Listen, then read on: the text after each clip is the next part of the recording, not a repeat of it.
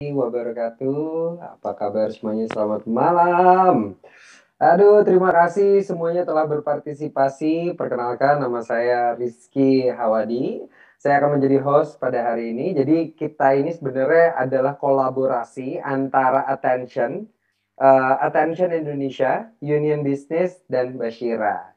Attention akan manggil secara partisipannya adalah Seekers, dan Union Business adalah sobat bisnis, dan untuk Bashira adalah sobat Syahira ya kalau nggak salah. Nah, jadi sedikit memperkenalkan eh, terkait tiga kolaborasi ini. Jadi kita itu akan selalu membuat kelas-kelas kolaborasi yang dimana untuk teman-teman baik Syahira buat sobat bisnis dan juga Seekers, kita ini selalu berkolaborasi untuk membuat kelas-kelas yang dapat bermanfaat buat teman-teman di Indonesia. Jadi goal kita sebenarnya untuk meningkatkan SDM di Indonesia. Kita pengen semuanya bisa mendapatkan informasi. Kalau misalkan teman-teman ada yang belum pernah join, kita pernah buat kelas haki. Hari ini kita bikin kelas tentang consumer behavior. Dan juga minggu depan kita akan bikin kelas tentang pengelolaan keuangan. Minggu depannya lagi kita akan ngebahas tentang ekspor. Dan mudah-mudahan minggu depannya lagi akan terus ada free class. So, tetap join, tetaplah ikuti kelas-kelas ini karena mudah-mudahan dengan kelas-kelas ini bisa bermanfaat buat bisnisnya teman-teman. Oke, langsung saja aku sapa Kak. Sebelum aku masuk ke pembicara, aku pengen sapa Kak Lia dulu. Kak Lia Deselia Pranata, boleh dong admin kasih akses untuk kita ngobrol sebentar sama Kak Lia. Halo semuanya. Halo. Kalau ada Sahira di sini, Iya. Sahira. Jadi Lia boleh jelasin dikit dong tentang Bashira gitu, nah. Boleh banget dong. Izin share screen nggak apa-apa, Ki? Boleh. Oke. Oh, di disable. Oke, admin. Jadi kalau semangat kelasnya, kenapa, Ki? Iya. Jadi di sini ada beberapa perusahaan yang kita kerja sama bareng gitu. Silakan Bashira menjelaskan dong apa sih Bashira tuh gitu. Ya, kalau sebelumnya teman-teman ada Attention Indonesia, ada Go Store, ada Union Business. Sorry sebentar. Nah, jadi mau jelasin sedikit. Bashira itu adalah sebuah brand yang kenalan dulu, aku Desilia, salah satu foundernya Bashira.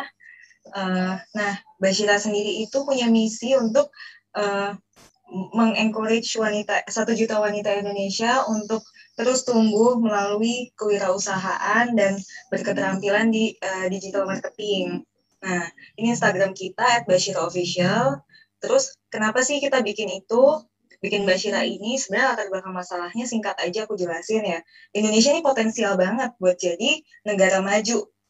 Salah satu syaratnya adalah 14% penduduknya itu adalah pengusaha. Nah, saat ini tuh kita baru 3%. Jadi kita harus kejar angka 14% itu, ya baru kita bisa punya potensi lebih besar buat jadi negara maju. Terus 60% UKM di Indonesia ternyata dikelola oleh wanita. Jadi sebenarnya wanita Indonesia itu punya banyak potensi. Sayangnya ada yang bingung mulai bisnis dari mana, ada yang ngerasa bisnis modalnya harus besar, atau ngerasa nggak punya keahlian. Nah, dari situ Bashira pengen membina ibu rumah tangga atau yang belum berumah tangga juga, gabung sama Bashira untuk mengupgrade skill-skillnya. Nah, dengan mengikuti program reseller dropshipper Bashira. Nah, kita bakal beri kemudahan akses untuk jadi dropshipper, terus praktis proses kalian nggak usah perlu handling, shipping, dan segala macam, serahin sama kita, dan modal yang minim buat join, pastinya produk kita berkualitas supaya kita semua dimudahin usahanya. Terakhir, kita ada bimbingan ada yang bareng Attention Indonesia, Go Store, Union Business, dan di Bashira sendiri juga ada kelas-kelas bimbingan lainnya. Nah, semua itu untuk mencapai yang tujuan di awal tadi, kesejahteraan dan kemandirian ekonomi perempuan dari rumah. Gitu. Nah, pencapaian Bashira sejauh ini kita ada 150 reseller, rata-rata pendapatannya 3 juta per bulan, dan jadi karena itu kita udah jual 3.000 produk lebih di 17 kota di Indonesia dan 5 negara. Itu Ki. Siap, thank you dia udah nginfoin. Makasih. Jadi ya kita akan terus bekerja sama ya untuk kolaborasi untuk bikin kelas-kelas free. Jadi mudah-mudahan Mbak Syira juga terus join bareng untuk kita bikin kelas-kelas. Karena goalnya kita objektifnya supaya orang bisa kita punya mendapatkan objektif informasi yang sama ya. ya Ki ya. Iya betul. Oke, thank you so much Lia. Makasih waktunya teman-teman. Yes, buat teman-teman itu perkenalan Mbak Syira. Kalau Attention sendiri adalah marketplace for event ecosystem, sedangkan Union Business adalah webinar untuk entrepreneurship. Jadi ya itulah salam kenal dari kita. Sebelum kita mulai, kita berdoa dulu yuk. Semoga apa yang kita perjuangkan hari ini bisa mendapatkan hasil yang baik kemudian hari. Mudah-mudahan kita sehat selalu dalam perlindungan, dan semoga pandemi segera berakhir. Berdoa menurut agama dan kepercayaan masing-masing. Berdoa dimulai.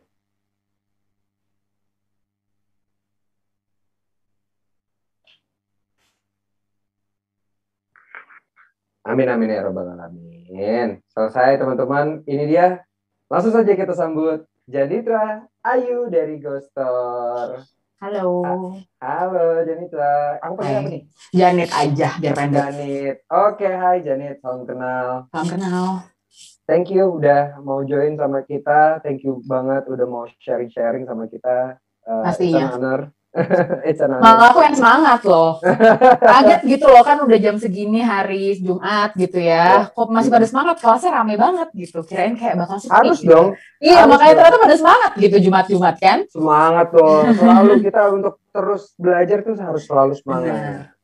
Oke, Janit. Tanpa berlama-lama, aku udah terlalu banyak ngomong dari tadi. Langsung waktu dan tempat aku persilakan Janit mau share screen kan ya? Iya, Oke, thank you ya Rizky. Halo teman-teman semua, tadi sebutannya ada Sobat Bisnis, ada Syahira, ada Seekers. Mungkin karena banyak, jadi aku nyebutnya teman-teman aja ya hari ini. Biar langsung mencakup semuanya gitu. Oke, selamat sore menuju malam kali ya. Nama aku tadi seperti yang udah disebutkan gitu, nama aku Janit. Panggilnya Janit aja, nggak usah pakai Mbak, nggak usah pakai Kak gitu. Kita santai aja malam ini gitu. Kebetulan aku seorang product marketing manager untuk online commerce Gojek, dan again, it's an honor for me, bahkan dari tim Ghostor tuh kita diundang nih buat share tentang gimana sih cara ngenalin pelanggan, apalagi kalau misalnya kita ngomongin jualan online gitu ya. Dan juga untuk memaksimalin potensi tools-tools digital yang ada di luar sana untuk jualan online teman-teman. Mungkin teman-teman juga yang udah hadir di sini boleh banget share ke aku gitu ya di kolom chat, jadi kita interaktif aja sambil diskusi santai aja gitu. Apakah teman-teman tuh udah pada punya bisnis gitu, atau udah mulai jualan online kah gitu, atau bahkan sesimpel sekarang teman-teman tuh posisinya di mana, aku juga pengen tahu gitu sih. Jadi kita biar makin deket aja sesi kurang lebih 30 menit ke depan ini ya gitu. Oke, langsung aja. Oke, pertama mungkin aku mau share satu hal yang dirasa emang sangat klise sih, ya kita semua udah tahu ya kalau misalnya dunia digital tuh berkembangnya benar-benar pesat banget. Kita nggak usah ngomongin tentang bisnis dulu, tentang usaha, how it impacts our business gitu, atau usaha kita ke depannya. Sesimpel gimana dunia digital yang berkembang pesat tuh sangat berpengaruh sama kehidupan kita sehari-hari. Bayangin aja, kita tidur nih, kayak hari ini kita tidur, besok melek tuh trending topik kayaknya udah ganti lagi gitu. Atau bahkan seminggu kita lagi rame mempelajarin TikTok gitu, terus ternyata minggu depan yang platform yang naik tuh udah Clubhouse gitu, kayak waktu itu ya, tiba-tiba Clubhouse tuh naik banget gitu. Dan itu kan sebenarnya dunia digital kelihatan banget ya, bahkan kita nggak usah ngomongin 10 tahun ke belakang gitu, kita ngomongin 5 tahun ke belakang aja udah banyak banget hal yang berkembang, apalagi dalam dunia digital. Nah, pastinya revolusi digital tuh sangat-sangat berpotensi banget tadi mengubah setiap aspek kehidupan sehari-hari, baik tadi dari kehidupan personal kita sendiri gitu, gimana kita cara konsumsi informasi gitu, gimana cara kita ngobrol sama teman aja, itu tuh udah banyak banget perubahan yang terjadi karena adanya revolusi digital gitu. Apalagi kalau kita ngomongin tentang bisnis gitu ya. Dulu mungkin di awal bisnis kita nggak terlalu begitu tahu gimana cara ngebentuk audiens. Yang kita tahu ketika kita memulai bisnis, oh produk aku nih cocoknya untuk laki-laki, produk aku nih cocoknya untuk perempuan gitu. Terus seiring waktu berjalan, oh ternyata produk aku nih cocok untuk audiens perempuan umur sekian dan sampai sekian, atau laki-laki umur sekian sampai sekian, atau bahkan anak-anak umur sekian sampai sekian gitu. Itu kan sebenarnya hal-hal simpel aja, tapi sebenarnya dengan dibantu oleh revolusi digital, kita jadi lebih tahu banyak hal, dapat lebih banyak data yang akhirnya bisa membantu kita untuk membuat keputusan yang lebih tajam lagi nih untuk strategi marketing kita gitu. Bahkan nggak usah ngomongin strategi marketing, untuk meningkatkan experience deh, pengalaman orang belanja di tempat kita, pengalaman calon pelanggan, pengalaman loyal konsumen kita tuh untuk komunikasi sama kita sebagai bisnis gitu ya. Aku ngomongnya kita juga karena aku juga sebagai pelaku usaha gitu. Itu tuh juga sangat berpengaruh. Mungkin dulu experience-nya cuma sekedar habis setelah menerima barang gitu, mungkin di barangnya kita tulisin surat kayak terima kasih sudah berbelanja dan segala macam. Kalau sekarang kita sebagai brand gitu ya, kita udah tahu mereka habis belanja di tempat kita, bisa mungkin kirimin DM, kita minta mereka untuk review gitu. Jadi ada timbal baliknya, ada komunikasinya antar kita sebagai pelaku usaha, sebagai brandnya itu dengan konsumen kita, yang akhirnya menciptakan hubungan yang lebih erat lagi, dan akhirnya itu tadi menciptakan sebuah loyalty, sebuah kesetiaan, akhirnya mereka pengen belanja atau seneng lah sama brand kita gitu. Bahkan kalau misalnya udah ngomongin yang lebih jauh lagi, revolusi digital tuh pastinya bahkan bisa menginspirasi orang-orang untuk menciptakan model bisnis baru gitu ya, sampai akhir kepikiran untuk bikin model bisnis baru, dan juga pastinya meningkatkan efisiensi kita dalam melakukan usaha gitu. Nah, ini aku mau share sedikit data juga yang kita terima dari report yang di-create sama Hootsuite gitu ya. Ini sebenarnya reportnya untuk data dari tahun 2020, jadi selama tahun 2020 di-compile dan dirilis di awal tahun 2021 gitu. Tapi kelihatan aja dari tahun 2020, pengguna internet di Indonesia itu menghabiskan waktu, most likely menghabiskan waktu mereka tuh untuk pertama nonton video. Jadi bayangin, dalam sehari rata-rata orang Indonesia pengguna internet itu menggunakan YouTube sekitar 1,5 jam. Buat aku ini tidak mengejutkan karena aku juga sebagai pengguna YouTube yang sangat avid banget gitu. Kadang nggak kerasa ya kita nonton video satu tiba-tiba udah autoplay ke video selanjutnya gitu. Dan akhirnya tadi menciptakan sebuah habit, oh ya udah kalau mau nonton apapun langsung ke YouTube aja gitu. Jadi memang YouTube nih masih jadi platform pertama di Indonesia dengan tadi waktu yang paling banyak dihabiskan oleh pengguna internet gitu di tahun 2020. Terus juga kedua, ternyata orang Indonesia nih suka banget chatting gitu. Tapi balik lagi mungkin di kondisi WFH gitu sama 2020 kan most likely memang di rumah aja, bekerja juga akhirnya mungkin pakai WhatsApp juga, kita catching up with teman-teman gitu, yang ngobrol sama teman-teman juga akhirnya lewat chatting gitu ya, jadi lewat WhatsApp. Jadi WhatsApp tuh kedua setelah YouTube, dengan dalam satuan menit itu sekitar 83 menit gitu dalam sehari orang Indonesia yang menggunakan internet, yang aktif menggunakan internet itu menggunakan WhatsApp gitu. Yang ketiga terakhir mungkin ini bisa digabung aja jadi satu karena tipenya sama ya, media sosial gitu, yang paling tinggi penggunaannya adalah Instagram dan juga Facebook di Indonesia gitu. Paling kelihatan lah ya, bedanya cuma tipis tuh, cuma semenit aja gitu rata-ratanya. Tapi balik lagi ya, dengan kondisi yang sekarang gitu, pandemi, pasti teman-teman juga berasa banget kalau misalnya sekarang habis kerja atau lagi bosan kerja, lagi break makan siang gitu, yang dilihat ya sosial media gitu. Antusiasmenya pengguna internet di Indonesia tuh memang masih tinggi banget nih untuk kedua platform media sosial ini gitu, Instagram dan juga Facebook. Bahkan Instagram akhirnya menciptakan banyak banget inovasi dalam waktu 1 tahun terakhir ini gitu ya. Kalau mungkin dulu mau nonton video harus ke TikTok dulu, sekarang bahkan udah bisa ada di Reels-nya di Instagram. Mau belanja biasanya dulu dilarikan ke platform lain gitu ya, habis dari klik Instagramnya, sekarang bahkan udah ada yang namanya Instagram Shop gitu. Jadi akhirnya mau nggak mau memang pengguna internet dikumpulkan lah semua di platform Instagram itu gitu. Nah di bawah-bawahnya ya mungkin ada Twitter, ada Facebook Messenger, ada Line dan segala macamnya. Itu secara proporsi itu masih belum setinggi yang 4 platform yang di atas ini selama tahun 2020. Tapi balik lagi ya, dalam tahun 2021 nanti kalau misalnya emang ada waktu aku share di tahun depan gitu, aku pasti mau share juga ke teman-teman apakah ada perubahan untuk platform-platform yang digunakan oleh pengguna internet di Indonesia. Nah, ini kalau kita breakdown lagi sedikit aja gitu. Jadi kalau misalnya tadi dari pengguna media sosialnya itu tuh siapa aja sih? Nah, ternyata memang kalau di Indonesia sendiri profil penggunanya tuh masih didominasi oleh laki-laki ya atau pria gitu. Dengan range umur yang paling tinggi memang di umur 18 sampai 34 tahun. Dan ya perbandingannya berarti totalnya ada sekitar kayak 34% ya, itu penggunanya itu adalah laki-laki dengan range umur 18 sampai 34 tahun. Ini baru dilanjutkan oleh perempuan di range umur yang sama gitu. Jadi nah, sebenarnya kalau misalnya melihat data sesimpel ini aja, buat aku ngajak teman-teman untuk analisa juga nih. Mungkin sekarang teman-teman lagi mau memulai bisnisnya gitu. Mungkin ngelihat semua bisnis tuh punya sosial media gitu.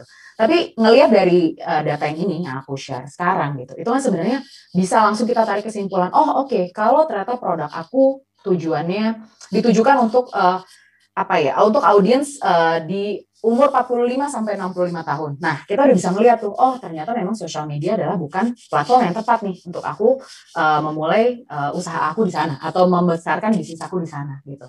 Jadi bahkan data sesimpel ini pun bisa membantu teman-teman untuk mengkerucutkan consumer behavior-nya untuk bisnisnya teman-teman gitu. Jadi kadang kalau misalnya ngomongin data, banyak kayak yang udah kayak duluan, aduh kok aku nggak ngerti, bingung harus melihat dari mana gitu. Kalau misalnya aku ngelihat bahkan sesimpel ini aja udah bisa at least ngambil satu keputusan, yaitu adalah berarti sosial media itu lebih cocok untuk audiens audiens tadi ya, pria dan perempuan dari umur 18 sampai 35 tahun gitu. Nah, kalau misalnya sudah audiens atau target audiens produknya teman-teman tidak bukan bagian dari itu, berarti ya udah teman-teman udah bisa langsung kasarnya masalahnya hilang satu, selesai, kita harus cari solusi ke depannya gitu untuk usahanya teman-teman gitu.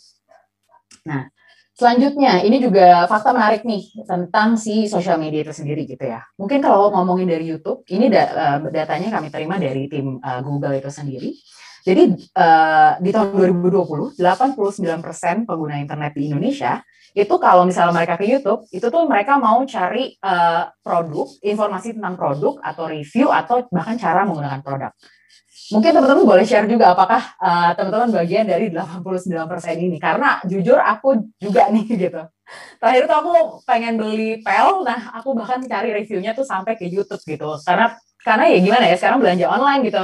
Mungkin kalau teman-teman yang dulu sukanya belanja offline gitu kan, kita dulu bisa nyobain, kita bisa nanya-nanya sama SPG-nya gitu ya, sampai berbusa gitu, sampai dicobain di tempat ngepelnya gimana gitu. Nah, kalau sekarang akhirnya mau nggak mau dengan online ini orang cari cara nih, gimana ya aku tetap pengen belanja secara aman, secara nyaman gitu, secara aku tahu produknya, ya akhirnya mereka larinya ke YouTube gitu. Jadi memang sekarang YouTube kalau misalnya teman-teman emang aktif di YouTube, pasti kelihatan juga kok kebanyakan memang konten-konten yang ada khususnya di regional Indonesia itu most likely tentang review produk gitu.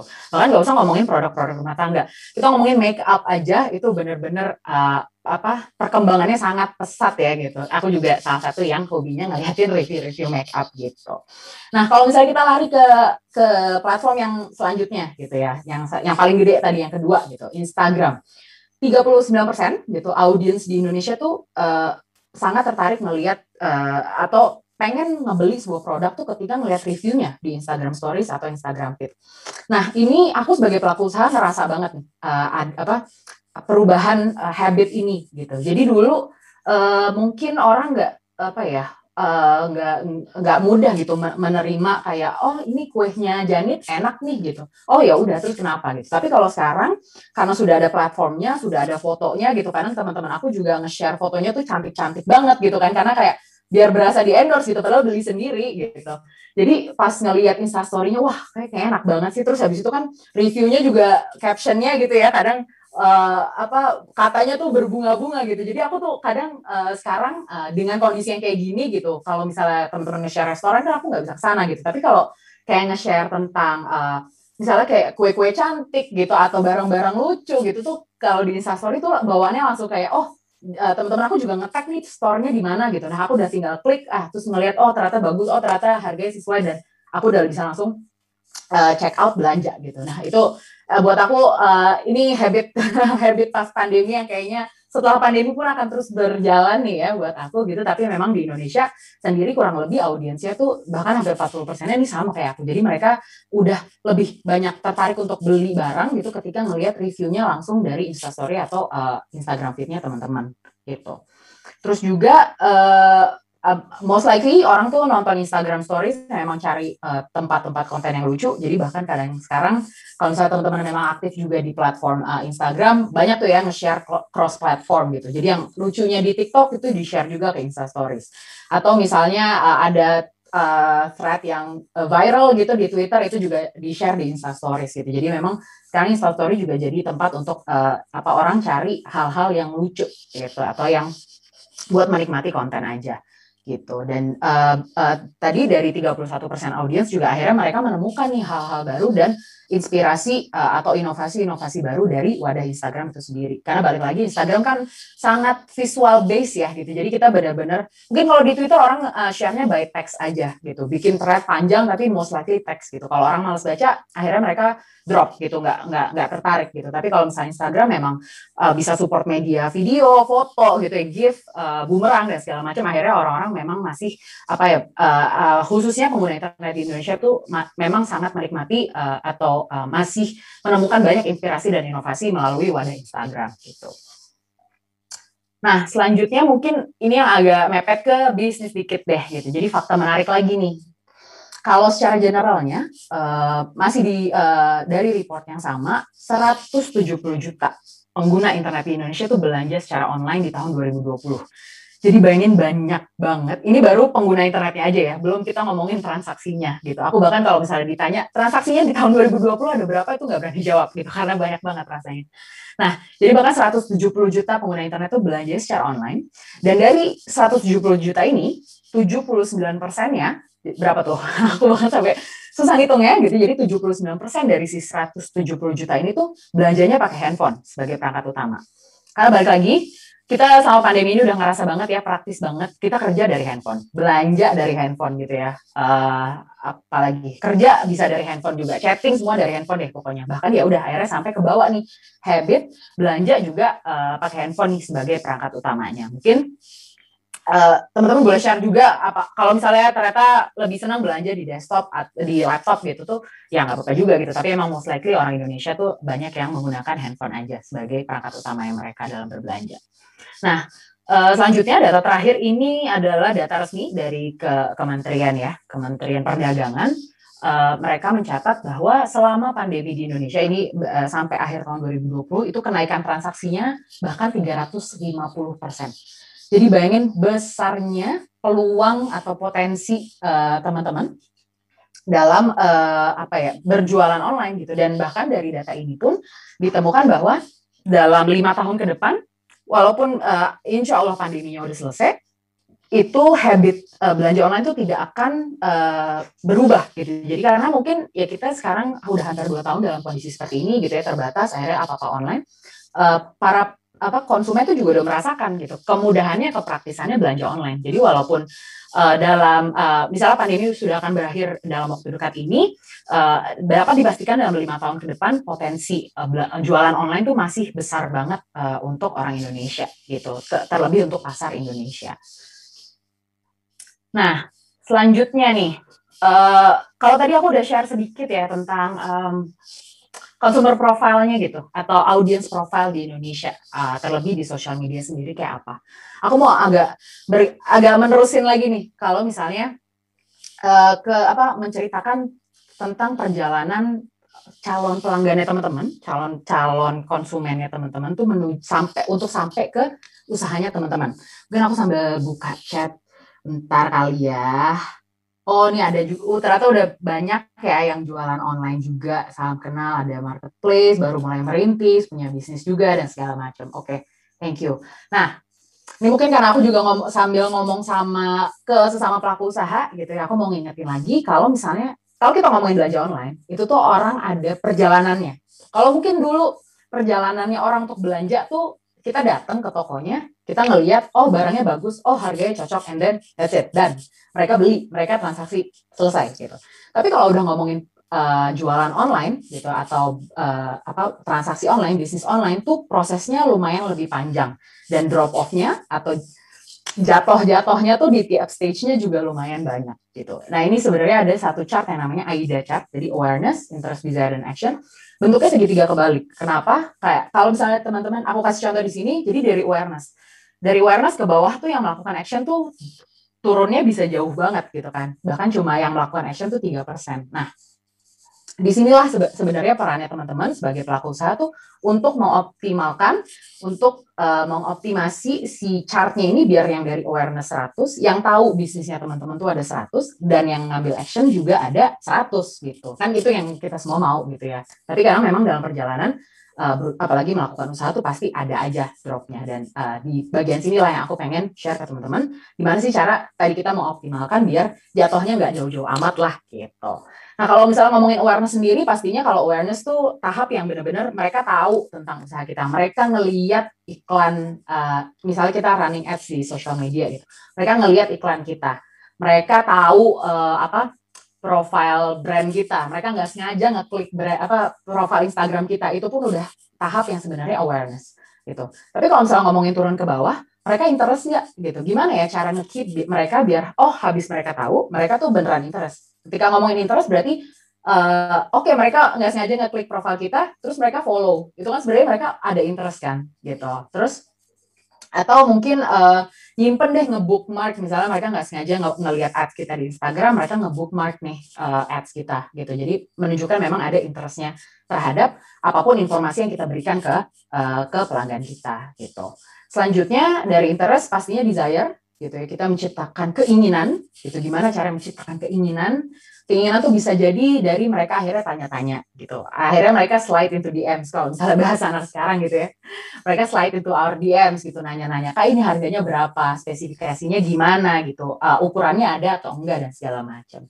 Nah dari desire itu ya tadilah yang paling bawah itu perjalanan namanya action. Ketika ya udah mereka setelah tanya-tanya tuh beneran melakukan aksi, mereka beneran pesan, mereka beneran bayar gitu. Jadi memang ada 4 tahapan, dan 4 tahapan ini tuh semua tuh pasti dilaluin sama calon pelanggannya teman-teman. Dan di bagian sinilah teman-teman sebagai pelaku usaha harus ngerti banget nih gimana cara memaksimalkan tiap tahapan biar tadi drop off-nya nggak jauh-jauh amat gitu. Jadi yang dari awareness sampai ke action-nya tuh bisa jadi semuanya gitu, hopefully. Nah, mungkin aku mau share sedikit juga, sebenarnya kalau misalnya ngomongin awareness zaman sekarang gitu, zaman di dunia digital ini pasti ngomonginnya digital marketing. Nah, kalau misalnya ngomongin digital marketing itu emang manfaatnya apa sih Kak? Pastinya efisiensi lah dalam mengoptimalkan apapun yang mau kita jalanin gitu. Apalagi kalau ngomongin awareness ya gitu. Kalau misalnya kita nggak pakai digital marketing gitu, kalau kita masih pakai cara marketing yang udah outdated lah, yang udah lama, itu tuh pasti nggak efisien gitu dalam hal waktu, dalam hal biaya gitu kan. Kalau ngomongin efisiensi itu, nah itu pertama pasti digital marketing, karena dengan menggunakan digital marketing itu kita udah dapat banyak banget data, kita bisa dapat banyak banget insight yang akhirnya tadi kita bisa ngambil keputusan tuh jauh lebih cepat, dan akhirnya teman-teman beriterasi di usaha teman-teman, strategi marketing usaha teman-teman tuh lebih cepat beradaptasi lah gitu dengan menggunakan si insight-insight dari digital marketing itu. Kedua, pastinya bisa memberikan jangkauan yang lebih luas dan juga tadi lebih spesifik. Audiens tuh penting banget ya kalau ngomongin dalam digital marketing. Kasarnya kita cuma buang-buang uang aja nih, misalnya aku punya uang 1 juta, aku mau running ads ke semua orang dalam radius 1 kilo dari aku. Tapi kan sebenarnya ternyata yang cocok buat produk aku tuh cuma 1 atau 2. Nah jadinya berapa tuh? Misalnya dapat 100 gitu ya. Jadi 98-nya tuh jadi kita buang-buang uang biar mereka cuma swipe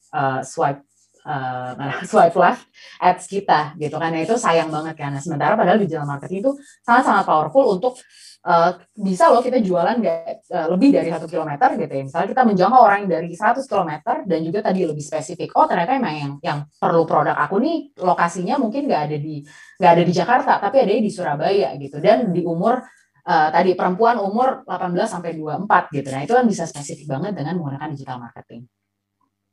Terus juga pastinya bisa meningkatkan pendapatan dengan efektif, karena tadi ya kita ngambil keputusannya semua pakai data. Nah sebenarnya itulah kenapa pentingnya pakai data, pentingnya spesifik banget sama target audiens kita. Kalau misalnya dalam melakukan marketing, akhirnya kita juga bisa nge-burn money secara efektif gitu, secara efisien, efektif, dan akhirnya meningkatkan pendapatan kita juga gitu. Dan terakhir pastinya bisa meningkatkan tadi experience pelanggan kita melalui konten-konten yang interaktif. Balik lagi, tadi kalau misalnya mau menciptakan awareness saja, kalau sekarang kita ngelihat ads tuh udah bener-bener beragam banget ya di Instagram gitu. Bahkan sekarang kan Instagram tiap nge-tap dua Instagram stories itu pasti langsung dapat ads gitu kan. Makanya kenapa sekarang advertisers, orang-orang yang pada punya usaha itu tuh pada lomba-lomba nih bikin iklan seatraktif mungkin, semenarik mungkin biar orang at least nge-pause dulu deh, oh ini iklan apa sih gitu, atau bahkan ngeklik CTA yang ada di ads-nya gitu. Jadi bayangin dari kita yang nggak tahu apapun tentang usahanya usahanya Mas Rizky gitu ya misalnya, tapi karena ads-nya menarik banget, akhirnya aku jadi ngeklik, aku jadi tahu oh ternyata ada yang jualan ini, oh ternyata dia bisa di sini gitu. Dari tadi balik lagi dari selain menciptakan awareness, sebenarnya ini tuh wadah yang paling tepat banget untuk tadi nurunin sampai ke interestnya gitu. Nah, kalau misalnya ngomongin tahapan dalam digital marketing sendiri, pertama pastinya harus analisa kompetitor dulu nih gitu. Oke, zaman sekarang nggak ada yang original ya. Kayaknya jualan tuh semua orang satu jualan, semua jualan deh gitu. Jadi pastinya udah susah banget, kompetisi itu udah makin tinggi banget. Tapi at least kita dengan di awal tuh kalau misalnya mau melakukan digital marketing, at least kita ngelihat dulu, oke, kompetitor kita tuh ngapain sih gitu. Misalnya aku jualan kue, teman aku juga jualan kue. Oke, teman aku tuh kalau jualan kue komunikasinya kayak apa sih gitu? Kue apa yang dia jual gitu? Fotonya kayak gimana? Kontennya kayak gimana? Itu tuh kita riset dulu gitu. Itu penting banget kalau ngomongin dalam digital marketing, kita ngelihat dulu. The grass is always greener on the other side, itu betul banget kalau misalnya dalam hal digital marketing gitu. Karena kita harus tahu dulu nih rumput sebelah tuh ngapain gitu. Jadi pertama kita riset sedalam-dalamnya tentang apa sih yang kompetitor kita lakukan. Nah, setelah kita ngeriset, kompetitornya udah gitu. Kita ngevaluasi juga nih gitu. Jadi berlanjutnya adalah oke, kompetitor kita ternyata melakukan ini. Tapi ternyata dalam kenyataannya pasar tuh sebenarnya butuh nggak sih gitu. Mereka tuh butuh nggak sih produk ini gitu. Atau mereka tuh sebenarnya tertarik nggak sih sama message ini in general. Atau ternyata aku sama teman aku jualan kue cookies gitu, tapi ternyata yang lagi naik itu adalah lunchbox cake gitu, misalnya kayak Korean cake gitu. Nah itu kan sebenarnya penting banget untuk ngebaca pasar, jadi ngevaluasi semua situasi yang terjadi pada saat itu gitu di pasar.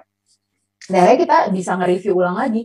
Oh sebenarnya selling point gitu, unique selling point dari bisnis aku ini tepat nggak ya kalau misalnya aku mau jalanin digital marketing untuk sekarang gitu. Kalau aku mau nge-running advertising untuk sekarang gitu kan, kalau misalnya ngomongin digital marketing kita juga burn money for that gitu. Kita modal ya, ada modal yang keluar gitu.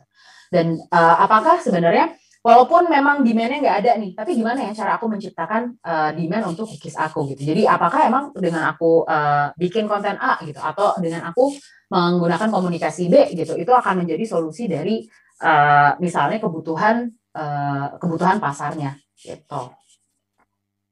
Dan terus selanjutnya pastinya tadi yang sudah aku sempat bilang, know your audience is very very important untuk mengetahui target audience dengan melihat secara habit, penting juga, dan bahkan secara demografis gitu. Kalau misalnya pakai case aku gitu ya, aku jualan kue, oh ternyata secara demografis aku nggak bisa nih kirim keluar dari Jakarta Selatan gitu, atau misalnya kalau misalnya aku ngirim sampai Jakarta Utara, cookies aku sudah kualitasnya udah menurun gitu, itu kan sebenarnya aku reflect dulu kan ke bisnis aku. Oke, ternyata ada limitasi X terhadap produk aku gitu. Nah, tapi ngelihat juga nih misalnya secara demografis paling tinggi itu tuh sebenarnya di Jakarta Utara gitu, yang punya ketertarikan tentang si cookies gitu. Nah, dari situ aku sebagai pelaku usaha juga bisa akhirnya putar otak lagi nih, kita mikir lagi nih strateginya kayak gimana, bahkan dalam strategi berbisnis gitu. Oke, mungkin aku harus bikin kue yang lebih tahan lama. Jadi misalnya untuk pasar-pasar yang memang pasarnya untuk si kue aku nih masih tetap bisa menikmati kue aku gitu, dan sesuaikan sama audiens, sama target audiens yang mau aku capai di bisnis aku gitu. Atau misalnya teman-teman ya tadi balik lagi, oh ternyata kalau misalnya aku jualan di Jakarta nih kaos model begini tuh udah banyak banget gitu, udah saturated banget marketnya, udah banyak banget yang jualan hal yang sama. Nah, tapi ngelihat oh ternyata di Surabaya tuh baru pada merintis nih misalnya usaha ini gitu.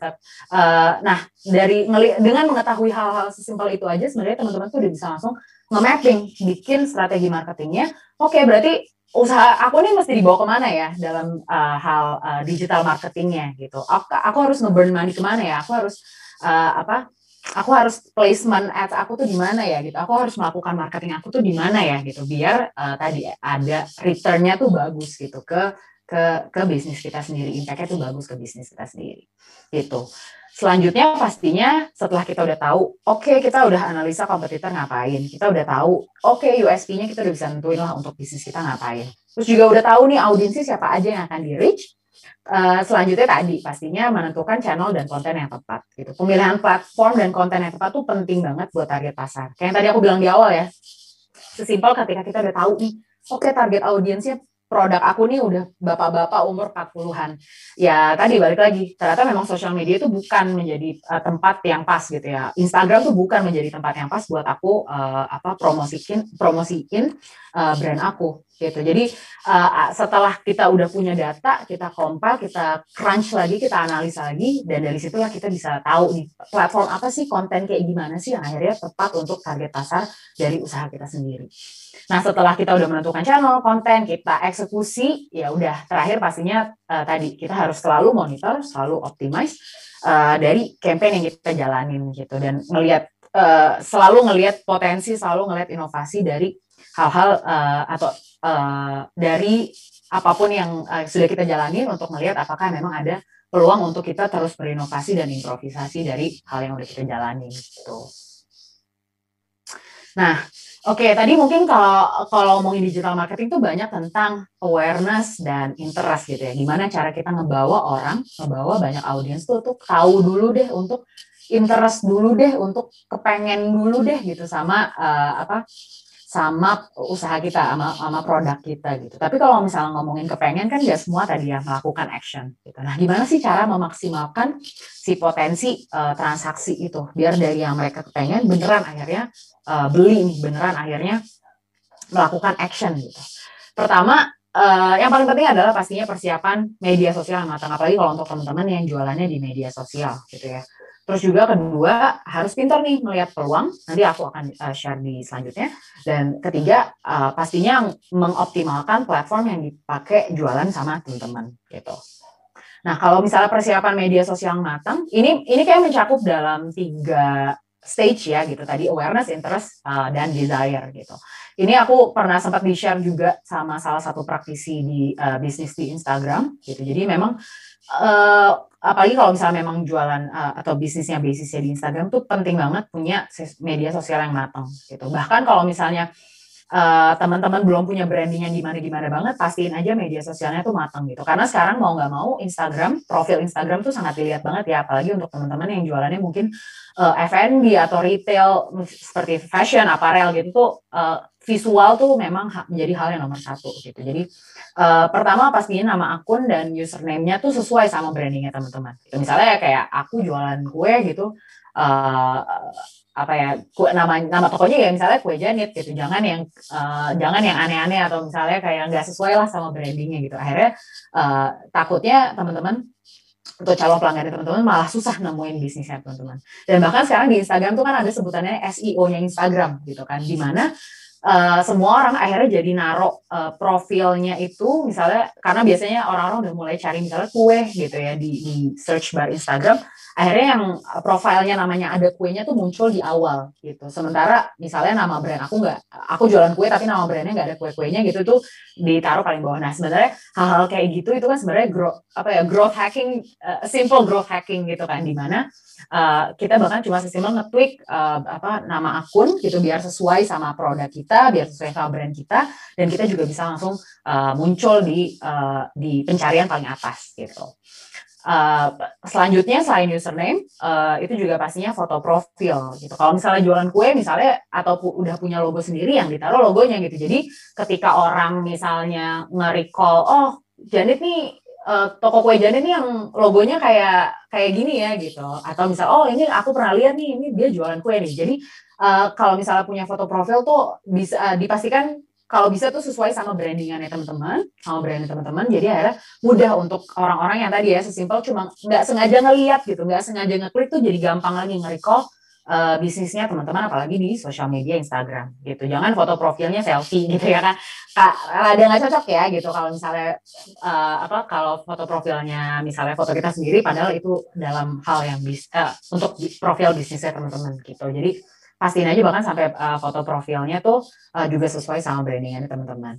Terus juga biodata nih juga penting banget karena sekarang mau nggak mau, apalagi kayak tadi ya, orang pada melakukan aktivitas semua di Instagram, belanja di Instagram gitu ya, window shopping di Instagram gitu. Kadang kalau ngelihat foto atau bio profilnya tuh nggak lengkap, kayak oke, produknya bagus gitu ya, barangnya bagus, pengen beli, tapi gimana caranya gitu, kok aku buka di bio tuh nggak ada informasinya gitu. Jadi pastiin aja bio profilnya teman-teman tuh juga udah jelas gitu. Kalau misalnya kayak sekarang banyak misalnya jualan di beberapa channel, itu biasanya pakai yang namanya Linktree gitu ya. Jadi pas diklik itu kebuka beberapa, bisa memperlihatkan beberapa profil atau tempat jualan teman-teman gitu. Atau mungkin bisa dikasih tahu aja gitu. Jadi kalau misalnya DM tuh akan dibalasnya jam berapa, kayak misalnya contohnya, jadi CS-nya akan aktifnya jam berapa sampai jam berapa gitu. Jadi we are keeping everyone's expectations align aja gitu. Kalau misalnya ngomongin di sosial media, kan kadang ada ya pelanggan-pelanggannya kayak, nggak dibalas-balas sih DM-nya, padahal dia nge-DM kayak jam 2 pagi gitu, kita belum bangun gitu, atau kita masih tidur gitu. Jadi kadang penting juga untuk memberikan informasi sejelas-jelasnya, se-clear-clearnya di bio profil Instagram usahanya teman-teman gitu. Terus juga ngomongin kayak sekarang highlight-nya Instagram itu juga penting banget buat digunakan. Jadi misalnya mau naruh FAQ, mau naruh katalog dan segala macam tuh penting banget juga buat teman-teman memaksimalkan fitur-fitur yang sudah disediakan oleh social media, terlebih yang namanya Instagram ini gitu. Nah, yang kedua tadi pastinya pinter nih untuk melihat peluang. Oke, kita udah ngasih awareness, kita udah bawa awareness dan interest yang banyak ke bisnis kita gitu. Tapi kok orang nggak check out ya gitu, kok orang nggak nanya-nanya gitu ya. Nah, itu penting banget kalau misalnya ngomongin marketing, ya pasti teman-teman harus jeli lah melihat peluang. Pertama pastinya coba cari kalau misalnya ngomongin dalam content creation gitu ya, bisa cari topik-topik yang lagi trending nih, jadi biar relevan gitu. Kalau misalnya mau bikin video lucu gitu, mungkin cari-cari dulu, oh di TikTok nih FYP-nya lagi rame apa nih ya gitu. Tipe-tipe konten yang kayak apa ya, dan bahkan itu bisa diselipin lah ke brandnya teman-temanku, teman-teman. Aku jujur senang banget kalau misalnya ngelihat video yang lucu, yang up to date gitu, dan ternyata itu adalah bagian dari soft sellingnya beberapa brand atau UMKM gitu, tuh aku sangat appreciate gitu loh. Karena berarti dari situ aku bisa nangkep kalau para pelaku usaha ini tuh benar-benar ngeliatin tren banget gitu. Mereka benar-benar mau banget berinovasi sama marketingnya, sama konten-kontennya. Akhirnya orang-orang enjoy juga, dan bahkan aku kadang, aku sebenarnya nggak butuh nih produknya, tapi kok karena videonya lucu banget, aku jadi pengen ya gitu. Dan akhirnya ya itu tadi, karena mereka para pelaku usaha itu jeli ngelihat peluang, mereka akhirnya jadi convert kan, aku jadi tertarik, aku jadi desire, jadi menciptakan tadi desire dan juga action gitu.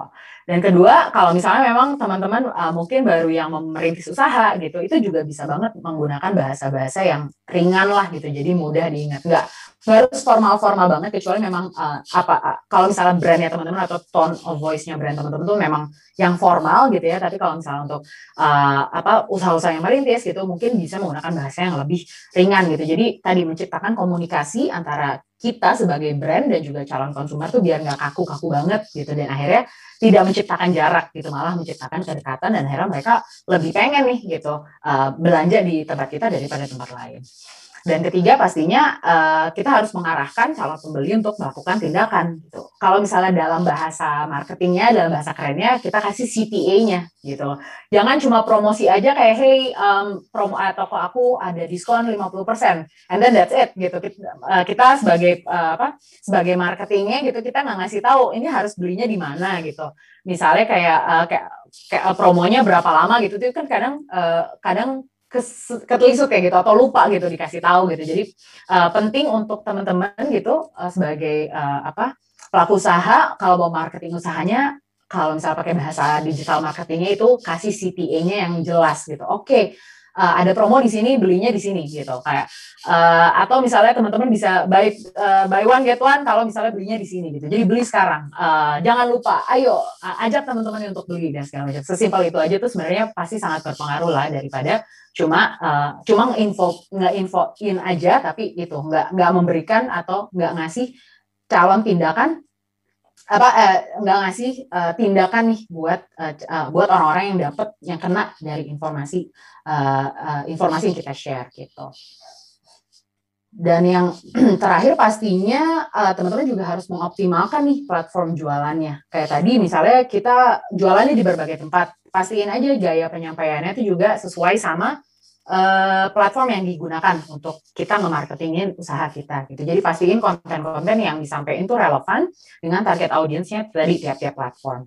Kalau misalnya kita lihat, aku sebagai orang yang menggunakan lumayan semua sosial media gitu ya, karena memang harus ngelihat tren inovasi sekarang tuh ada apa di sosial media, itu tuh bisa dilihat banget kalau misalnya di Instagram, di TikTok sama Twitter tuh cara ngomongnya itu beda banget. Gitu. Apalagi kalau udah ngomongin YouTube ya gitu. Jadi memang konten-kontennya tuh kadang kalau kita ngelihat ini cuma sosial media aja gitu, tapi sebenarnya kalau misalnya teman-teman benar-benar deep dive, teman-teman dalemin itu tuh cara orang the way users communicate di TikTok, di Twitter, di Instagram tuh sangat berbeda, apalagi dengan konten-konten yang diciptakan tuh juga beda banget gitu. Jadi pastiin aja teman-teman juga nggak asal ngepost aja gitu, oh ya udah di TikTok nih kemarin performance-nya bagus, di Twitter aku juga pakai konten yang sama deh gitu. Kadang it doesn't work that way gitu. Jadi pastiin teman-teman juga stay updated dengan konten-konten yang relevan gitu. Jadi biar target audiensnya itu juga bisa relate nih sama konten yang diciptakan sama teman-teman gitu juga. Terus juga tadi pentingnya untuk nge-synchronize platform-platform. Jadi kalau misalnya teman-teman punya website, punya jualan di berbagai channel gitu ya, di berbagai e-commerce gitu, itu pastiin aja diintegrasikan gitu. Jadi orang yang misalnya ngelihat, oh iya kena nih sama konten Twitternya brandnya teman-teman gitu, itu tuh bisa langsung tahu, oh aku mau, wah lucu nih aku mau langsung belanja, tuh mereka udah bisa langsung klik aja, nggak perlu DM lagi, nggak perlu nanya lagi, Kak gimana cara belinya, Kak harganya berapa gitu. Karena sekarang, ya itu zaman sekarang kompetisi udah tinggi banget, orang tuh maunya yang cepet, praktis, pokoknya aku maunya ngelihat, suka ngelihat lucu, harga cocok beli gitu ya, transaksi gitu ya, udah nggak pengen tuh DM lagi, DM for price tuh udah nggak mau lagi gitu kan. Nah itu pastiin teman-teman juga itulah mensinkronisasikan berbagai platformnya, akhirnya memberikan kemudahan buat calon pelanggannya teman-teman. Dan terakhir pastinya perlu tadi ya memahami perjalanan konsumen. Jadi tadi yang udah aku share tuh di awal banget yang segitiga kebalik si Aida, teman-teman pahamin banget kalau misalnya perjalanan konsumen tuh ada berbagai tahap. Jadi dipahamin jejaknya, alurnya kayak gimana. Jadi teman-teman tuh juga bisa tahu gimana cara benar-benar mengoptimalkan semua proses, semua stage gitu untuk akhirnya bisa langsung memberikan efek yang signifikan nih ke usaha teman-teman gitu. Jadi penting banget juga memahami perjalanan calon-calon pelanggan atau konsumen yang sesuai dengan target audiensnya teman-teman gitu. Nah, oke, tadi udah share panjang lebar gitu ya tentang perjalanan konsumen, tentang calon-calon consumer behavior di social media, di internet in general gitu, dan melihat peluang besarnya peluang transaksi online atau belanja online di Indonesia untuk saat ini gitu, apalagi during this pandemic, itu sebenarnya akhirnya Gojek bersama dengan Moka tuh menciptakan sebuah solusi juga nih untuk teman-teman yang mungkin baru mau mulai berusaha, baru mau mulai jualan online gitu, atau mungkin sekarang masih jualan offline gitu terus belum mau pindah ke online gitu. Tuh kita mau memberikan sebuah solusi yang pastinya mudah, namanya GoStore. Jadi GoStore itu apa? GoStore itu adalah sebuah platform terbaru, jadi tadi ya dari Gojek melalui Moka untuk membuat website toko online nih yang bisa mempermudah teman-teman tadi kalau misalnya mau jualan di berbagai sosial media, jadi transaksinya tuh semua terkumpul jadi satu di website GoStore-nya teman-teman gitu. Jadi emang tagline kita tuh jualan di mana aja, check out-nya tuh di GoStore gitu.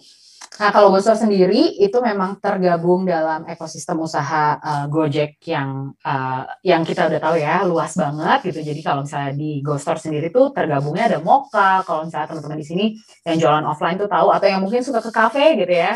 Kalau misalnya ngelihat tuh di kasir ada iPad terus ada tulisan Moka. Nah GoStore adalah bagian dari ekosistem Moka juga, jadi sebuah POS aplikasi kasir gitu. Terus juga kami bekerja sama dengan Mitrans dan juga pastinya pengiriman instannya itu pakai GoSend. Nah, ini yang serunya karena tadi kita udah ngomongin sosial media ya gitu.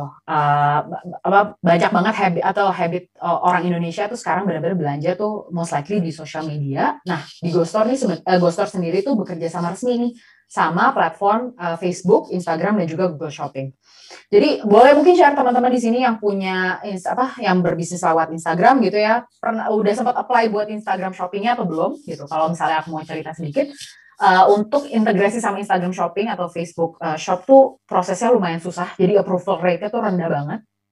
Dan di sini sebenarnya GoStore tuh hadir memberikan solusi karena kami bekerja sama resmi dengan 3 platform besar ini gitu. Jadi kalau misalnya memang bikin website di GoStore itu nanti bisa langsung integrasi sama Facebook dan Instagram Shop-nya itu juga lewat GoStore-nya gitu. Jadi nggak pindah-pindah platform. Dan juga pastinya sama Google Shopping. Nah, mungkin ini teman-teman masih ada yang asing gitu ya karena memang ini masih belum jadi habitnya orang Indonesia. Tapi kalau sekarang nih teman-teman yang suka lihat TikTok, itu tuh lagi rame banget orang yang pengen belanja online tuh malah carinya ke Google dulu. Misalnya kayak cari baju gitu, ngetiknya di Google dulu, cari baju warna apa gitu. Nah, itu akhirnya kalau misalnya teman-teman punya website di GoStore, terus mengintegrasikan sama si Google Shopping-nya, itu tuh bisa nanti produknya bisa langsung muncul di tab Google Shopping gitu. Jadi praktis banget, apalagi ke depannya dapat dipastikan kalau habit orang Indonesia tuh udah mulai bergeser. Sekarang kalau misalnya mau cari apa-apa, itu pastinya ke Google dulu gitu. Nggak cuma sesimpel nyari translatean bahasa Inggris, nyari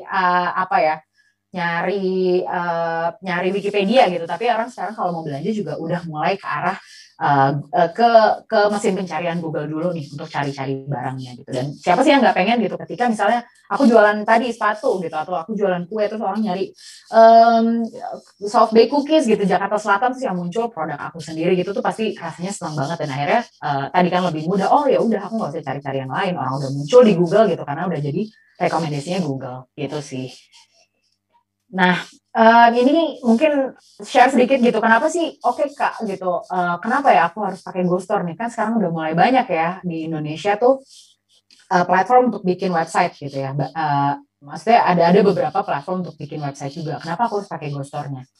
Pertama pastinya di GoStore tuh bikin website-nya praktis banget gitu. Jadi bayangin kalau misalnya teman-teman yang udah punya pengalaman bikin website sendiri, nah karena aku juga nih, gitu. Kalau misalnya ngomongin website yang bisa jadi toko online ya, yang beneran bisa dipakai transaksi, itu tuh prosesnya susah banget, ribet banget.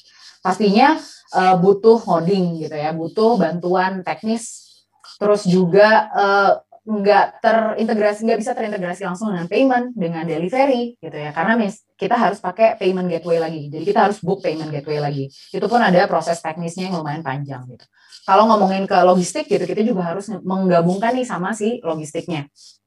Jadi memang prosesnya panjang banget dan pastinya memakan waktu dan juga memakan biaya.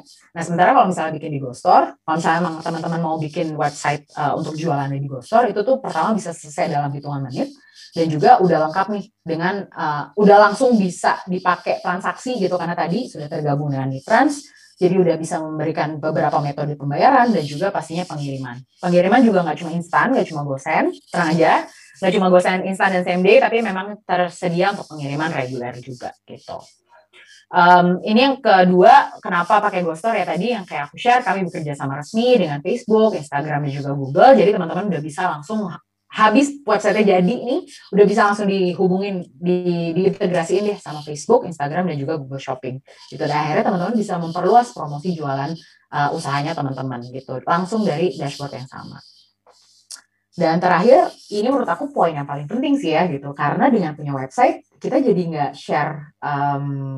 share pelanggan nih sama toko lain gitu. Pernah nggak sih teman-teman punya usaha yang lagi usaha gitu, mungkin karena jualan di marketplace gitu, akhirnya pas kita ngasih halaman produknya kita, pas dia scroll, calon customer kita scroll ke bawah dikit aja, itu kan udah ada rekomendasi dari toko-toko lain yang bisa jadi jualannya kurang lebih sama kayak kita. Dan itu kan sebenarnya menciptakan kompetisi yang jauh lebih tinggi lagi gitu kan. Kita udah capek-capek nih tadi dari awareness-nya, dari interest kita udah bikin mereka pengen gitu, ngasih mereka desire untuk transaksi di toko kita, pas masuk ke halaman mau check out-nya, kesalip sama toko lain gitu, kesalip sama produk lain yang bukan produk kita. Itu kan sebenarnya capek banget ya gitu ya. Dan kalau misalnya dengan di GoStore ini karena teman-teman punya website toko online buat teman-teman sendiri, jadi benar-benar website-nya berdiri sendiri untuk usaha teman-teman. Itu teman-teman nggak perlu takut, nggak perlu inse gitu ya kalau misalnya bakal berbagi pelanggan sama toko lain. Karena website-nya teman-teman ketika di-visit sama customer-nya teman-teman, itu udah produknya yang cuma ada ya produk usahanya teman-teman aja gitu. Nggak takut deh kesalip-salip sama kompetitor gitu. Nah terakhir poin yang paling seru juga itu pelanggannya jadi nggak praktisnya karena pelanggannya teman-teman tuh nggak perlu install buat beli. Kalau misalnya kayak sekarang, kalau mau beli di e-commerce gitu ya, di marketplace atau di aplikasi lain yang sejenis, itu pelanggannya kan harus install dulu, harus bikin akun dulu dan segala macam. Nah kalau misalnya pelanggannya teman-teman mau belanja di website yang teman-teman bikin di GoStore, itu mereka nggak harus install, udah tinggal masukin data diri aja, alamat, nomor telepon, dan alamat email gitu ya buat pengantarannya dan notifikasinya, itu nanti udah otomatis transaksinya selesai aja gitu setelah dibayar. Jadi praktis banget, bukan hanya dari teman-teman sebagai pelaku usaha, tapi juga untuk pelanggannya. Gitu. Nah ini pertanyaan yang paling penting dan paling baik ditanyakan juga. Kak, harganya berapa deh gitu. Nah, karena kan tadi ya, bahkan yang kalau bikin website yang biasa aja itu mahal banget prosesnya, butuh banyak biaya, butuh banyak resource gitu ya, human resource. Nah, kalau di GoStore bahkan teman-teman bisa bikin website sendiri gratis. Jadi bisa menikmati akses penuh ke semua fiturnya GoStore tanpa biaya langganan, tanpa biaya MDR transaksi. Jadi bayangin teman-teman yang baru merintis usaha itu itu bisa langsung jualan di GoStore nggak pakai dipotong komisi. Gitu. Jadi emang misalnya jualannya 10.000 yang nanti uang yang cair juga 10.000 gitu ke teman-teman, nggak ada potongan apapun. Dan untuk saat ini tadi kita ngasih keuntungannya juga bukan ke teman-teman aja sebagai pelaku usaha kalau misalnya mau bikin website di GoStore karena tadi ya gratis, nggak ada biaya langganan, nggak dipotong komisi juga. Itu untuk teman-teman, untuk calon pelanggannya teman-teman, itu teman-teman juga bisa langsung kasih promo cashback GoPay sampai ke 30% dan juga gratis ongkir itu sampai dengan 10.000. Tenang aja, promo ini juga tidak dibebankan ke teman-teman sebagai pelaku usahanya karena akan 100% ditanggung oleh pihak GoStore. Jadi ingin kalau teman-teman baru merintis usaha, kayaknya tadi beberapa ada yang share ya, kayak lagi baru merintis usaha, belum punya budget nih Kak buat promosi untuk ngasih diskon, untuk ngasih promo coret gitu. Nah, bikin aja tokonya di GoStore, bikin aja websitenya di GoStore. Nanti otomatis calon pelanggannya teman-teman yang check out itu langsung dapat cashback nih kalau bayarnya pakai GoPay dan juga gratis ongkir. Gitu. Dan tenang aja gitu, walaupun GoStore ini produk baru, jadi kita memang baru rilis di bulan April 2021 kemarin gitu ya, jadi baru 5-6 bulan terakhir itu sudah brand-brand besar juga sudah mempercayai GoStore untuk usaha mereka gitu. Kalau misalnya teman-teman di sini yang suka belanja makeup gitu ya, pernah tahu nih by Lizzy Para gitu, ini salah satu brand lokal favorit aku juga, itu mereka juga sudah menggunakan GoStore untuk usahanya gitu. Jadi waktu itu aku ngerasain banget nih, jadi aku sempat harus kondangan gitu ya jam 11, tapi waktu itu foundation aku habis, nah itu aku langsung belanja di GoStore yang BLP tuh langsung nyampe gitu karena pengirimnya pakai instan. Nah itu aku berasa banget tuh senangnya belanja di GoStore gitu ya sebagai konsumen. Selain itu juga ada Popoluka gitu sebagai salah satu merchant pertama kita yang pakai GoStore. Jadi retailer fashion salah satu yang terbesar di Jawa Tengah itu juga sudah pakai GoStore. Itu juga selain itu juga ada Shine & Light, Dovaderm, dan bahkan tidak hanya untuk retail, tidak hanya untuk health and beauty gitu ya. Tidak hanya untuk fashion, kami juga mendukung, GoStore juga mendukung untuk bisnis-bisnis F&B gitu. Jadi memang kita juga ada brand Bloomery Patisserie gitu, jadi salah satu cake shop di Semarang dan Jogja itu menggunakan GoStore, dan juga Kopi Toko Jawa nih, kalau teman-teman yang base-nya Bandung pasti tahu banget nih, nah Kopi Toko Jawa juga pakai GoStore buat usahanya mereka. Gitu sih.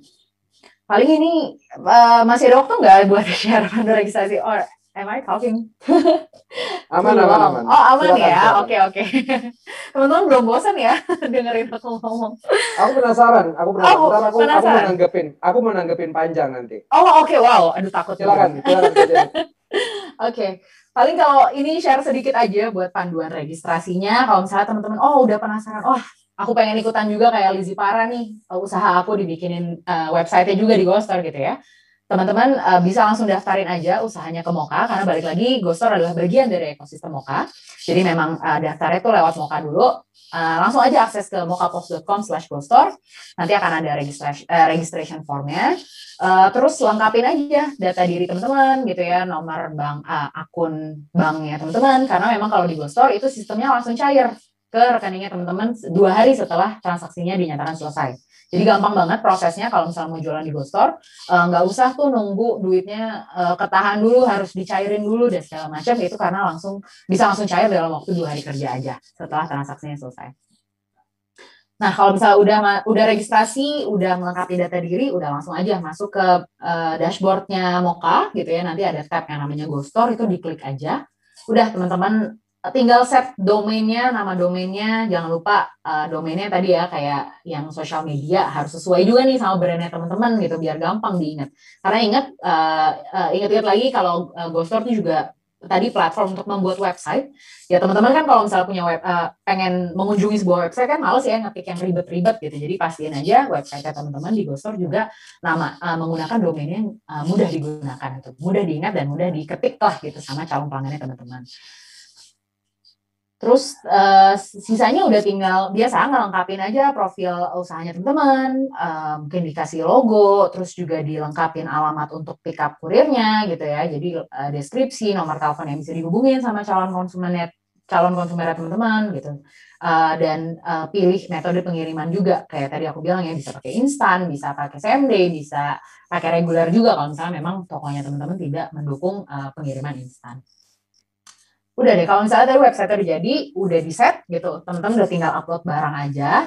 Pastiin aja ketika upload juga semua harga, berat, ukuran produk udah sesuai ya. Jadi perhitungan ongkirnya juga jangan sampai salah gitu. Kadang ada beberapa case di mana, aduh, nolnya kelebihan 1, jadi volumenya jadi ongkirnya jadi mahal banget gitu. Nah itu pastiin aja teman-teman teliti dalam mengisi ketika upload produknya gitu. Udah deh, habis upload produk, tokonya udah langsung jadi, udah bener-bener bisa langsung digunakan, udah nggak harus nunggu lagi approval payment gateway-nya, approval nomor rekeningnya dan segala macam. Ketika teman-teman udah jadi website-nya udah dibikin, udah jadi, produknya udah diupload, udah bener-bener bisa langsung di-share kemanapun linknya. Jadi udah langsung jadi, udah bisa langsung dipakai transaksi, bahkan udah bisa langsung tadi dapat cashback GoPay-nya gitu buat calon pelanggannya teman-teman. Jadi gampang banget ya gitu kalau teman-teman mau bikin website usaha di GoStore. Sekian dari aku. Oke, ini menarik sekali. Thank you, Janet. Jadi, teman-teman, kalau misalkan teman-teman perhatiin dari awal presentasi gitu ya, dari ngeliatin data gitu, dari Hotsuite, aku juga salah satu orang yang cukup melihat data-data Hotsuite gitu. Jadi, buat teman-teman yang belum tahu tentang data-data Hotsuite, Hotsuite itu sebenarnya dia menggather data warganet di dunia. Salah satunya adalah Indonesia. Nah, Hotsuite ini bilang warganet secara keseluruhan di Indonesia itu ada 202 juta. Sedangkan warganet pengguna dari seluler itu ada 197 juta. Dan untuk penggunaan warganet secara menyeluruh itu ada rata-rata penggunaannya itu 9 jam. Sedangkan kalau misalkan dari seluler itu rata-rata tuh 5 jam.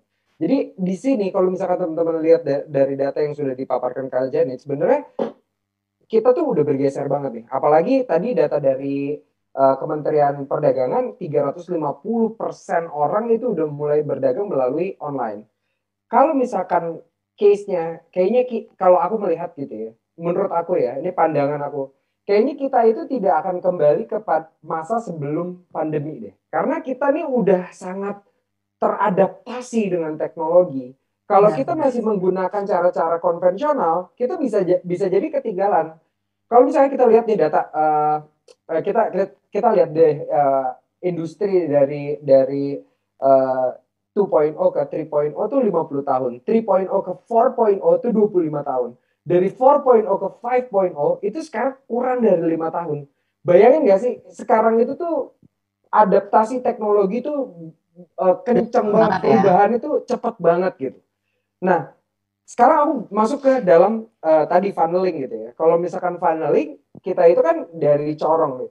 Corong itu misalkan yang tadinya kita corong dari awareness, AIDA tadi, yang dari kolamnya gede dengan ikan yang bermacam-macam, semakin ke bawah tuh semakin spesifik. Nah, aku tuh baru banget tuh tadi ngobrol sama teman-teman digital marketing, kita ngumpul, baru banget hari ini siang tadi, kita tuh ngobrol gitu. Kayak sebenarnya kita itu tuh sekarang harus pintar-pintar nyari market kita. Nah, selain itu, kalau kita mau melakukan digital marketing, kita itu harus pintar-pintar menggunakan memainkan konten-konten. Kita harus jadi pas aku diskusi sama teman-teman digital marketing gitu, kita harus berapa sih bikin konten? Ada minimal? Nggak ada minimal. Bikinlah seluas-luasnya, misalkan kita mau bikin poster hard selling. Ya hard selling itu mainnya dengan judul berbeda-beda. Kalau mau main karoselnya berbeda-beda. Mau bikin video, angle-nya juga beda-beda. Nah itu kita harus testing semuanya. Nah sekarang masuk ke dalam Ghost Story ini gitu. Di saat kita funneling tadi website, teman-teman kalau misalkan belum familiar dengan proses pembuatan website itu cukup complicated sebenarnya. Dari website kita itu harus konekin ke payment gateway, harus konekin lagi ke mana, itu tuh ada beberapa proses yang cukup panjang. Nah, aku ngeliat nih, sebenarnya ini disimplify sama Ghost Story ini gitu. Jadi supaya Ghost Story ini mempermudah proses alur penjualan tadi itu jadi lebih simpel dan lebih cepat. Nah, tapi pertanyaannya Janet, ini sebenarnya pixel connecting tuh bisa nggak sih? Jadi kalau kita iklan, lari ke Ghost Story ini tuh bisa nggak sih? Oke. Oh, pertanyaannya menarik. Teknis banget nih. Dan pas banget, karena sebenarnya tadi balik lagi ya, aku mungkin reiterate di bagian Ghostor, kita baru banget rilis, jadi memang masih banyak banget produk update-nya gitu. Tapi untuk saat ini memang masih belum support untuk Pixel, Facebook Pixel gitu. Tapi untuk kedepannya pastinya kami terus berkembang sebagai produk dan aku nggak mau spoiler sih, gitu. Tapi pastinya Iya, tapi ini pasti ini suatu hal yang akan sangat membantu para pengusaha gitu. Aku kebayang banget nih, Ghostor tuh kayak gimana tuh aku kebayang. Ini mempermudah sekali gitu. Apalagi nggak tahu tadi Mokanya itu POS juga connected ya. Bisa connected gitu. Betul. Kalau teman-teman punya bisnis offline-nya gitu. Terus online-nya pakai Ghostor, offline pakai Moka, online pakai Ghostor udah nyambung semua. Wah. Gila. Nih, makanya. Tadi tuh aku sama teman aku depan aku persis. Aku sampai dia tadi kayak gila sampai karena ini akan sangat membantu gitu. Ini akan mempermudah sekali gitu. Apalagi tadi menariknya adalah nggak ada MDR ya tadi ya. Betul.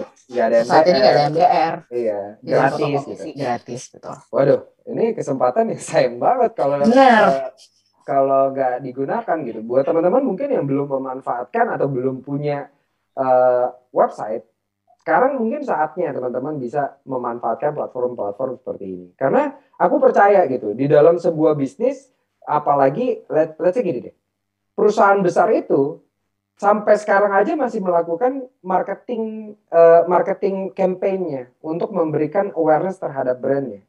Gimana kita yang masih yang masih let's say masih kecil gitu atau masih baru mulai, kita harus kalau bisa membuka sales channel seluas-luasnya, termasuk dengan kita punyain landing page atau website kita sendiri gitu. Ini kalau domainnya itu gimana sih bentuknya? Oke, untuk saat ini domainnya kembali lagi masih tadi ya, masih ada .myghoststore.com ya. Jadi memang yang bisa di customize di depannya dulu. Tapi balik lagi, kita produk baru banget nih. Jadi masih banyak banget yang harus developnya. Tenang aja gitu, pasti dalam nggak nyampe 1 tahun ke depan udah banyak banget perkembangan dari Ghostor gitu. Jadi kalau aku malah menyarankan ya udah join dulu aja. Jadi punya dulu aja Ghostor ya. Jadi waktu udah berkembang, teman-teman udah jago udah.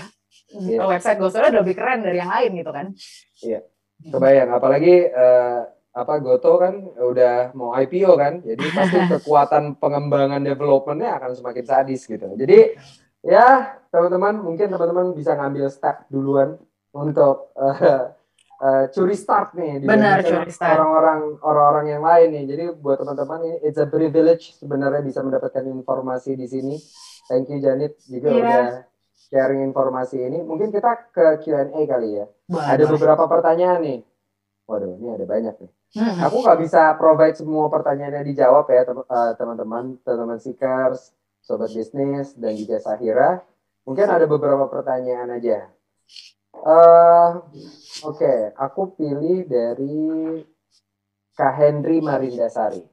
Halo Kak, pemaparannya sangat memberi ilham. Ada yang ingin saya tanyakan saat ini konten yang paling bagus itu katanya dalam bentuk konten video. Bagaimana cara mencari ide? Saya bisnis makanan ringan untuk konten selain video proses packing atau unboxing. Oh, ini teknis konten nih. Oke, semoga Mas atau Mbak Henry ya, aku nggak salah nyebut.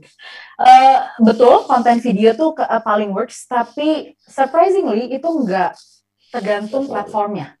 Betul. Gitu. Bayangin, kalau misalnya mungkin Mas Henry lebih bisnisnya lebih banyak di Twitter, itu nggak works loh konten video di sana gitu. Atau tipenya malah video tapi yang 5 detik doang. Itu kan sebenarnya sebagai pelaku usaha juga, oke 5 detik kita bisa ngasih info apa ya gitu.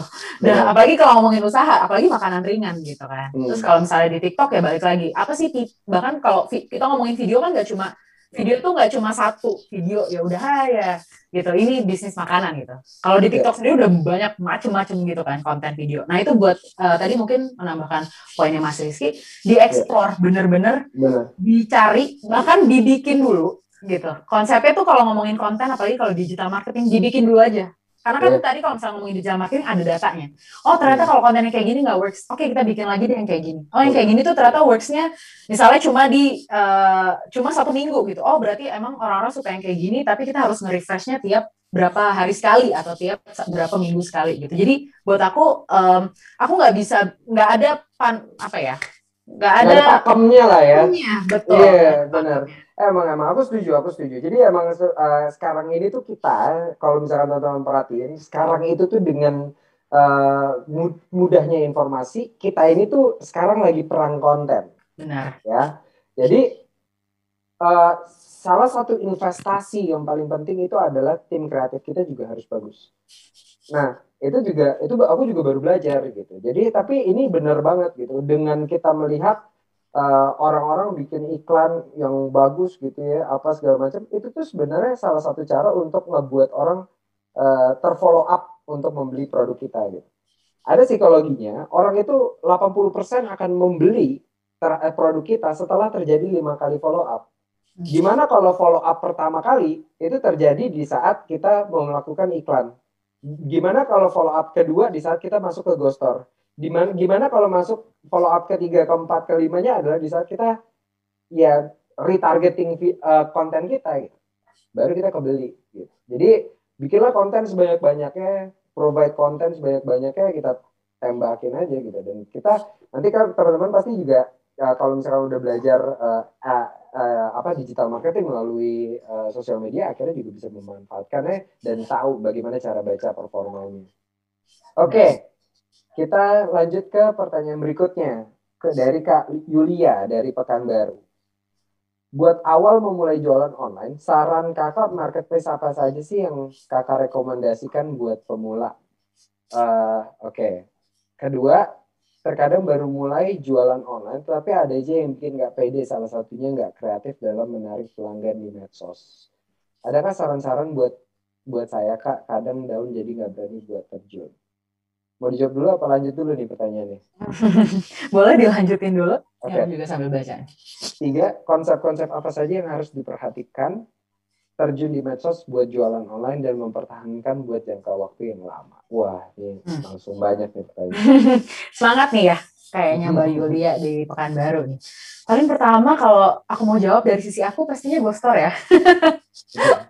Platform yang tadi ya paling mudah, paling praktis gitu yang direkomendasikan buat pemula. Tapi balik lagi kalau misalnya tadi meneruskan info dari Mas Rizky, buat aku cari sales channel sebaik-banyaknya. Join aja gitu ya, punya dulu aja gitu. Walaupun emang kadang apalagi kalau mulai merintis tuh aduh ribet nanti inventory-nya beda-beda apa segala macam, dan buat aku yang penting kan ada dulu nih transaksinya gitu ya. Kita bisa belajar dulu, oh ternyata orang tuh setelah aku blast informasinya aku jualan di ABCD, mereka prefernya di belanja di sini. Oh ternyata memang target audiens aku tuh sukanya belanja di sini gitu. Dan dari situ kan teman-teman udah mulai tadi ya mengkerucutkan gitu, udah bisa tahu oh, oke audiens aku ternyata yang kayak gini tipenya, sukanya belanjanya kayak gini. Kenapa sih mereka lebih senang belanja di platform itu? Ternyata karena promonya yang satu gratis ongkir, yang satu cashback. Nah, dari situ kan teman-teman udah bisa ngambil, atau Mbak Yulia udah bisa tahu lah, udah bisa ngambil keputusan. Simple aja gitu. Udah dapat lah data simpelnya gitu. Audiensnya untuk usahanya Mbak Yulia kayak apa. Kedua, ada yang bikin nggak pede, nggak kreatif. Nah, ini balik lagi sih buat aku. Apalagi kalau misalnya udah ngomongin sesama pelaku usaha ya Mbak Yuli, aku juga awalnya nggak pede banget gitu ya. Apalagi apa? Kalau sekarang ngelihat Instagram tuh, waduh kontennya udah bagus-bagus, profesional, orang udah pada mau ngeluarin modal sampai berpuluh-puluh juta gitu bahkan untuk sesimpel foto produk. Nah itu kadang tuh emang nggak apa ya, bikin bikin down sering gitu. Tapi buat aku kita perlu ngelihat kompetitor tapi kita juga harus ngelihat sebenarnya reflect ke bisnis kita. Oh oke, kalau misalnya kita nggak bisa ngeluarin modal sebesar mereka atau bahkan nggak ada modal ya gitu untuk melakukan yang seperti kompetitor kita, apa nih hal yang bisa kita explore untuk memajukan bisnis kita gitu, atau mungkin kita nggak usah nembakin audiens yang sama gitu, mungkin audiens yang ditujukan oleh bisnis yang kita lihat kok kayaknya mereka bagus banget, nah itu audiensnya levelnya udah lebih tinggi. Oke, mungkin kita coba cari lagi deh, oh audiens aku kayaknya cocoknya nih yang di grup-grup WhatsApp aja gitu. Itu kan sebenarnya bisa sesimpel ya chat aja, word of mouth aja, post dong foto apa tadi balik lagi misalnya Instastoryin dong kue aku gitu, atau Instastory dong produk aku gitu. Karena believe it or not, zaman sekarang di masa pandemi ini sebenarnya data yang benar-benar buat apa ya, bahkan aku mungkin sebagai orang yang benar-benar merasakan efeknya banget, itu orang sesimpel ngelihat dari Instastory kayak ini lo beli di mana gitu, gue juga mau beli dong kayak gitu. Jadi word of mouth tuh buat aku bahkan sekarang konten dari teman-teman sendiri aja tuh udah menjadi marketing tool yang sangat-sangat powerful gitu ya. Terus juga terakhir konsep-konsep apa aja yang harus diperhatikan dalam terjun ke media sosial untuk jualan online dan mempertahankan konsisten. Itu satu hal yang paling penting, tadi balik lagi. Jangan konsisten bikin konten, mau ada yang engage atau enggak, terus aja bikin gitu. Karena balik lagi kayak sekarang, aku juga kalau ngelihat konten bisnis, konten usaha gitu, kok postnya cuma 3 tapi followersnya udah berapa ribu ya, itu aku jadi kayak, ini beli followers nih gitu, ini kok kayaknya nggak ini nih, nggak legit nih gitu. Jadi kadang konsistensi tuh bener-bener penting banget sih, karena tadi yang dibilang ya, kenanya tuh di tahap kelima gitu, karena pas kelima kali ngeliat gitu baru kayak oke, gue beli gitu. Nah jadi pastinya kalau ngomongin udah usaha konsistensi aja. Emang kadang susah sih, apalagi kalau di zaman sekarang pengennya semua serba instan ya. Tapi balik lagi kalau ngomongin usaha dan mau sustain, ya udah kita konsisten aja sih. Kalau aku sih gitu. Siap. Oke, ini dia kita sudah di sesi akhir, jadi ujung acara ya. Iya, di ujung acara. Sebelum kita tutup, kita foto bersama dulu yuk. Baru habis itu mungkin closing statement dari Janet ya. Teman-teman buka kameranya, kita foto bersama dan juga ditunggu ya untuk kelas-kelas berikutnya. Jadi kita minggu depan ada pengelolaan keuangan, ada juga minggu depannya lagi tentang ekspor. Mudah-mudahan ke depannya akan terus ada free class terus ya. Jangan lupa untuk follow Instagram @attentionindonesia, Union Business, dan juga Bashira maupun GoStore. Jadi untuk mendapatkan update-update terbaru untuk terus kita memberikan benefit-benefit seperti ini. So, thank you so much buat teman-teman yang udah berpartisipasi hari ini. Kita foto bersama. Kita buka kamera untuk memberikan jejak digital yang baik. Biar berasa nih kalau ini benar-benar kita hadir. Oke, langsung aja aku countdown ya. 1, 2, 3. Lagi, satu kali lagi. 1, 2, 3. Oke, Kak Janit silakan closing statement-nya.